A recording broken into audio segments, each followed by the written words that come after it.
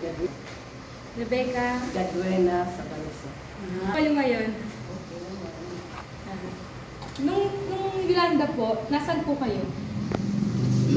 Ang yung pamilya ko, nandito sa bahay namin. Ako, kasama ko yung Paano nag-recover ang lumikas ako mga Santa Cruz, isa sa mga 7:30 pinakamatindi lumikas ako doon sa pinsan na ko. Pero yung nasira ng Yolanda. asawa ko at Typhoon dalawang anak Yolanda. After 10 years po, kumusta sila? Yung ano namin, yung barangay captain namin, dito lang sila.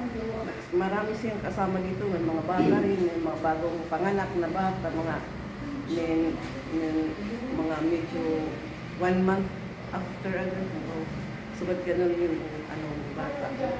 Dito sila, nung umano ng Yolanda, nandito na yung mga bata, pati yung barangay captain namin, ay yung asawa niya nandito. Biglang umano ang dagat. Umano dito ang dagat, tapos sila, umano na sila sa taas. Nang unang palang, unang alon na umano dito, hindi pa na ano namin dito. Yung pangalawa, sumagad na doon. Hanggang second floor na po? Hanggang second floor. At saka yung pangatlo, yung nang mas grabe. So tatlong alon ang alon, storm surge yung tawag nila. Storm surge. Yung barangay captain namin, nandun na sa bubong. Nandun na siya, at saka yung mga may nanay na mayroong bagong panganak, na may bata. Yung bagong panganak na bata, 2 beses yata na nahulog. Na naman sa tubig, inaakyat na naman, pinupulot ng mga ibang tao dito. Inaano naman sa taas, ibinibigay sa nanay para pangalawang beses. Pero yung bata, sa awa ng Diyos, buhay siya. Oo, nag-aaral na siya ngayon, siguro mga grade 5 or grade 4. Yung bata ngayon. Kamag-anak niyo po siya? Oo, pamangkin ko yun. Sa inyo po, kasi alam naman natin na maraming namatayan. Sa pamilya niyo po, meron pong... Sa pamilya ko, yung manugang ko at saka 2 apo. Namatay sila? Oo, namatay. Pero hindi dito, kasi lumikas sila doon sa eskwelahan, doon sa paralan ng Kalugtog. Kaya lang, yung eskwelahan ng Kalugtog, umapaw din ang tubig. Oo, hanggang bubong. Kaya yung manugang ko at saka yung apo ko, hindi nakalikas kasi na-trap sila sa loob. Hindi na nakalabas. Yung isa kong apo, nakasama niya, yun lang ang nakalabas. Doon siya lumabas sa maliit na bintana sa CR. Doon lumabas yung isa kong apo. Nakalangoy siya at saka kumapit siya sa kawad ng kuryente. Pumunta siya sa isang puno ng kahoy at doon na siya hanggang sa umano ang tubig. Buti hindi na kuryente po na every time po ba na may parating na bagyo, yun bang fear nung Yolanda parang... Oo, ganun pa rin ang namin. Kasi hindi pa nag-ano ng signal number 1. Lumilikas na yung mga tao dito. Pumapunta na sila sa bayan. Nagsasave. Parang may phobia na kayo. Yung iba nga, kasi yung JICA, nagtayo ng building dito. Yun ang ginagawa naming evacuation center, yung iba dito rin. Kasi ipinagawa ito ni FM. Pagkatapos FM? Sinong FM po? FM Romualdez po. Ang FM, Ferdinand Martin Romualdez. Kaya pala FM. Kasi siya ang noon, congressman. So isa siya sa mga pinakang unang rumisponde, tumulong po sa inyo. Nung umano na ang tubig, hindi nagtaga, nagpunta sila dito. Saka yung namin, ito kasi ito na yung hagdanan. Tuklap doon. Wala na. May hagdanan po, pero unang na doon. Iba na yung itsura. Oo. Pumaling na sa ibang lugar. Oo. Kaya, pag dating dito nila congressman, dating na nito nila, saka yung mga bintana doon, wasak. Oo. Wasak na kasi. So dito po, nakita niyo mismo si speaker. Pumunta siya dito. Pumunta siya rito? Oo. Mga ilang araw po after ng bagyo? Siguro mga 6 to 7 days.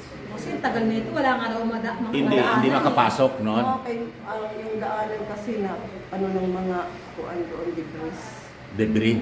Oo. Kasi yung yung ano naman, yung mga taga rito sa amin para ano dito yung mga tulong. Nagtulong-tulong din kami ng mga tao dito. Siyempre. Barangay officials at saka yung mga tao rin tumulong na rin sa amin kasi yung ano sa Kalugtog sabi nila hindi naman kami dumadaan doon. So kami ang naglinis. 10 years na po kagawad pero parang fresh na fresh pa yung alaala sa inyo. Naiiyak po kayo eh. Kasi yung ano ko, yung dalawa ko nga, mahal ko yun eh. Dalawa mong apo? Oo, Namatay? Namatay. At saka yung ano Ilang ko, taong gulang siya nung panahon na yon? mga apat na taon yung isa 7 yata. 7? Yung 4 na taon? Naiiyak po siya. Mga kababayan. Tanong ko lang po, no? Kasi may mga lumalabas po sa social media na Naiiyak din si Mami Ping. na si speaker daw po ay walang nagawa dito sa inyo. Siya kasi yung paggawa nito ng para yung Ano to? pag-wait niya. Bahay ninyo to? Ano to? Hindi, but dati, barangay hall ito. Barangay hall to? Siya rin ang nagpagawa nito nung una. Kaso, nung ng Yolanda, may nasira dito, kaya siya rin ang nagpaano nito. Siya pala nagpagawa nitong barangay hall. Ang ganda po, oh. Siya Parang munisipyo. Ang laki. Meron naman. Kasi, hindi lang kung paggawa dito, nag-ano pa sila dito ng bigas, 10 kilo bawat pamilya. Ay, grabe. Oo. Tapos, yung Ang hilig pala nila magbigay ng bigas na Oo. napakarami. Marami kasi yung nabigyan nila ng bigas, tapos yung mga damit na para sa mga soldier dito. Mayroon din pinambigay. Saka yung namin sa health namin sa health center. Kasi yung health center namin dito rin kami na-wash out din yun. So nagbigay din sila ng mga yung pambipi nga. Kasi ang mga tao dito natataranta kasi. So nagbigay din sila at saka yung mga medicine, yung mga vitamins para sa mga bata. Pinagbigyan din kami na. Punta rin dito yung mga FM. Ano masasabi po ninyo kagawad doon sa mga naninira kay FM? Speaker Martin. Hindi naman mabuti yung kasi nagpupunta naman dito si Congressman. Opo. May nga kami ngayon na patulong din kami para sa paggawa ng kalsada namin kasi nasira na yun eh. Marami nang sira. Hindi ba ninyo napansin? Marami nang sira kalsada namin. Paglibot po namin, na-amaze kami sa mga kalsada kasi talagang wow! Ang Hindi lalaki namin at ang nakikita yun sa gaganda. Manila. Yung talagang bypass road ninyo. Ang lalawak. Talagang ang gaganda ng mga ilaw po, tsaka malalawak at malilinis. So, na-amaze po talaga kami nung nakita namin. May embankment nga kami dito. Pero sa Chayka naman yun. Pero rin kami kay Congressman sa King na matulungan kami. So dito yung Chayka. Sila rin ang ng embankment namin. Sila yung nag-asikaso. Nag-asikaso para sa embankment. Panay nga kasi yung namin patawag sa amin, yung seminar, yung kung anong mabuti. Hindi na nga ako kagawad ng mga ng embankment, pero kasama pa rin ako sa pagkaano. Nung Yolanda po, kagawad na po kayo? Kagawad ako. Kasi pang last term ko yata yun. Yolanda. Sa next time naman, yung last hanggang 2018 ako. Naka-base po kami sa mga nalalaman namin sa social media. Sa ngayon kasi may mga influencer na yun nga nakakalungkot na sinasabi na si speaker daw po ay hindi tumulong dito. So malinaw po sinabi niyo po na fake news yun. So tanong ko lang po sa inyo, ano po ba yung pagkakilala ninyo na pwede nyo maibigay sa amin na si speaker ano po ba siya dito sa inyo? Ay para sa amin, madali siyang Lapitan. Oo, lapitan. Kasi yung may nga kami dito, yung isang naging SK namin noon, scholar siya.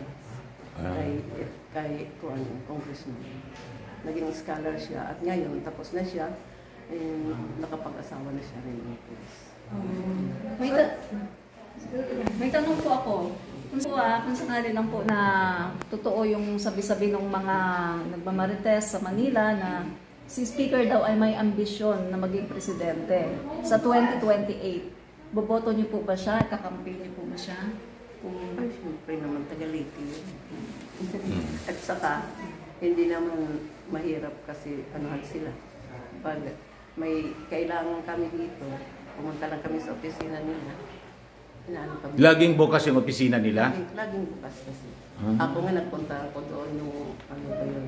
Humingi ako ng tulong kasi yung anak ko na ano sa Yolanda. Malaking ano dito kasi ito natuklap. Oo. Dumungi ako ng tulong. Tulong naman ako. Pinakana ko na punta ako sa Bethany. Doon ako tinulungan nila. Pinagyan ako ng opisina yung hanggang ngayon, may ano pa rin siya sa maintenance nila. Kasi natuklap kasi yung ano niya dito, nakita yung school. So ganun pala maasikaso si Speaker? Oo, Ganun. siya kasi ang nag-ano namin dito. Maraming naitulong din siya sa amin. Opo. So ngayon po, hindi medyo, kundi malinaw na po sa akin, no? Kasi tatlo na yung aking na-interview. At yung isa yung sinasabi, FM. Noong una, hindi ko makilala sinong Oo, FM. pala ko FM, Ferdinand Marcos. Kasi yung ano namin Ferdinand dito sa... Martin pala. Ferdinand Martin Romualdez pala yung FM. Ganun sila ka-close kay Speaker. Kasi Kay tayo nga, FM. ako speaker. Pero sila FM lang. FM. Ferdinand Martin. Diba? Kala ko kung anong FM. Ang alam kong FM yung FM radio. Oo nga. So, ibig sabihin, ganun kayo ka-close. Kay Speaker. FM Kasi pala ang parang tawag tawagan mo dito. na FM lang. Oo. Diba? Ibig sabihin, Ferdinand ganun siya Martin ka-close sa inyo. pala. Ganun pala yun. Kasi ibubuto pa rin namin siya kasi madali siyang ano namin. Malapitan. Kasi kailangan natin yung madaling malapitan eh.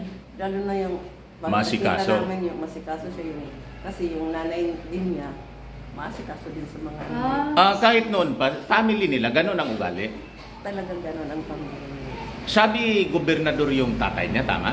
Noon? Oo, si At saka naging speaker din yung ano? si ano Kokoy. Kokoy ba yun? Oo. Hindi kami kasi masyado familiar. Ano mga kukoy. Oo. Sanay lang. Ibig Kasi, di ba, pag sinabing Romualdez, yung dating sa iba, parang mga burgisan niya to, mga lahing mga, ang hirap, lapitan. Hindi naman pala ganon. Hindi naman ganon si ano. Ah. Si SM lang kasi yung tawag niya sa amin. sa amin po kasi, no? Sa amin sa Maynila, lalo tayo mga loyalists. Congressman FM. Congressman FM pala siya. Oo. Pero marami na po kami nakausap. Wala pong tumawag sa kanya ng congressman. Puro FM lang. FM lang. So, ibig sabihin, ganun siya ka-close sa inyo. FM Oh, lang. mabuti naman po yung kasi at least hindi sila yung kumbaga walang division. Opo. No? Kasi tatawagin bati ko sa social media. Ay, sana FM huwag kang mag-ano sa mga batiko sa inyo.